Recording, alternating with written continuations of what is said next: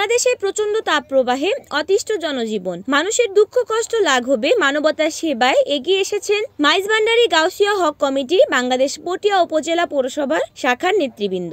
Maizbhandari Gausia hoc committee বাংলাদেশের কেন্দ্রীয় পরিষদের নির্দেশনায় 27 এপ্রিল শনিবার দুপুর 12টায় পটিয়া পৌরসভার 6 নং ওয়ার্ড শাখার ব্যবস্থাপনায় পটিয়া বাস স্টেশন চত্বর এলাকায় ভাসমান মানুষের মাঝে বিনামূল্যে শরবত বিতরণ কর্মসূচি পালন করা হয়।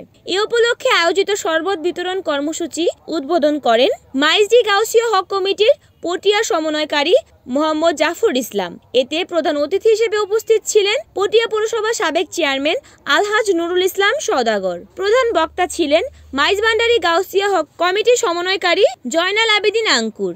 এতে সভাপতিত্ব করেন 6 নং ওয়ার্ড শাখার সভাপতি আহমদ হোসেন। পরিচালনা করেন সাধারণ সম্পাদক ইকবাল হোসেন। সহসভাপতি নূর নবী সহ সকল সদস্য উপস্থিত ছিলেন। এছাড়াও একই দিন দুপুর 1টার সময় পটিয়া পৌরসভা 4 নং ওয়ার্ড মাইজভান্ডারী গাউসিয়া হক কমিটির ব্যবস্থাপনায় পটিয়া উপজেলা পরিষদ চত্বর মহাসড়কে 1000 ভাসমান মানুষের মাঝে বিনামূল্যে শরবত বিতরণ কর্মসূচি পালন করা হয়। এতে সভাপতিত্ব করেন 4 নং ওয়ার্ড মাইজভান্ডারী গাউসিয়া হক কমিটির সভাপতি শহীদুল ইসলাম। সবাই যেন খুশি হয় সেই জন্য সবাইকে ধন্যবাদ জানাই আমরা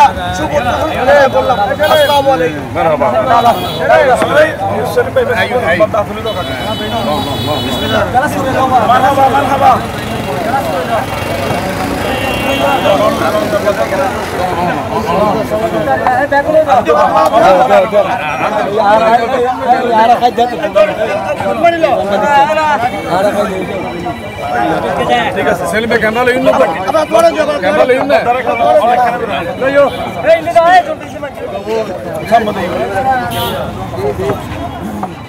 রিপোর্ট করেছেন চট্টগ্রাম প্রতিনিধি সেলিম চৌধুরী, NN TV।